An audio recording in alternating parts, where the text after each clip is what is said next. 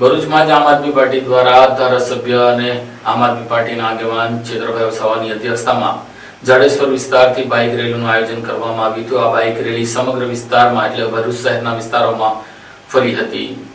ભરૂચમાં આમ આદમી પાર્ટીના ધારાસભ્ય ચેતર વસાવાએ રોડ શો દ્વારા ચૂંટણી પ્રચાર કર્યો। આ દરમિયાન તેઓએ ભાજપ પર આકરા પ્રહાર કર્યા। ભરૂચમાં ચૂંટણી પ્રચારે જોર પકડતા રાજકીય ગરમાવો વધ્યો છે। આમ આદમી પાર્ટીના ધારાસભ્ય ચેતર વસાવાએ બાઇક રેલી સાથે ભવ્ય રોડ શો યોજ્યો, જેમાં મોટી સંખ્યામાં કાર્યકર્તાઓ અને સમર્થકો જોડાયા હતા। પ્રચાર દરમિયાન ચેતર વસાવાએ ભાજપ પર ગંભીર આક્ષેપો પણ કર્યા। તેમણે કહ્યું કે આવા આક્ષેપો માત્ર મુદ્દાઓને ભટકાવવા માટે કરવામાં આવી રહ્યા છે। ચેતર વસાવાએ વધુમાં આક્ષેપ કર્યો કે જ્યારે ગણપત વસાવા આદિજાતિ મંત્રી હતા ત્યારે ગીર, બરડા અને આલી વિસ્તારમાં વસતા રબારી, ભરવાડ અને ચારણ સમાજના લોકોને આદિજાતિના દાખલા આપવામાં આવ્યા હતા, જે મુદ્દો પણ વિવાદાસ્પદ રહ્યો। આ ઉપરાંત તેમણે મણિપુર હિંસાનો ઉલ્લેખ કરતા કહ્યું કે મણિપુરમાં આદિવાસી મહિલાઓ સાથે થયેલ અત્યાચાર પર ભાજપના નેતાઓએ કોઈ સ્પષ્ટ નિવેદન આપ્યું નહોતું। અંતમાં ચેતર વસાવાએ આરોપ લગાવ્યો કે ભાજપ નીચલા સ્તરના મુદ્દાઓ ઉભા કરીને મૂળ પ્રશ્નોથી જનતાનું ધ્યાન ભટકાવવાનો પ્રયાસ કરી રહી છે।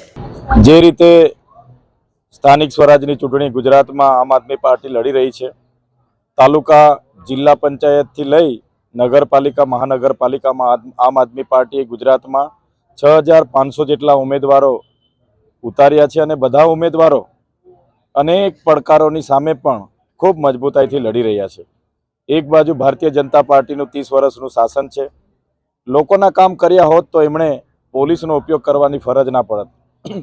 આજે ઉપરના જેટલા ઉચ્ચ અધિકારીઓ છે એમને ગૃહમંત્રીએ સૂચનાઓ આપી છે કે વિપક્ષના જે પણ ઉમેદવારો હોય એમને પોલીસ સ્ટેશને બોલાવો, ડરાવો, ધમકાવો, ફોર્મ ખેંચાવો અને બિનહરીફ કરવાની એમની જે નીતિ હતી એમાં એમનો મનસૂબો પાર નથી પડ્યો।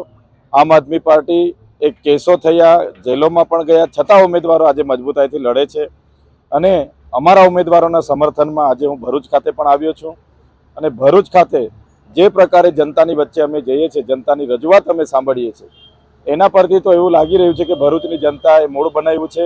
આ વખતે પરિવર્તન લાવશે અને આમ આદમી પાર્ટી પર ભરોસો મૂકશે અને આમ આદમી પાર્ટીના ઉમેદવારોને જીતાડશે।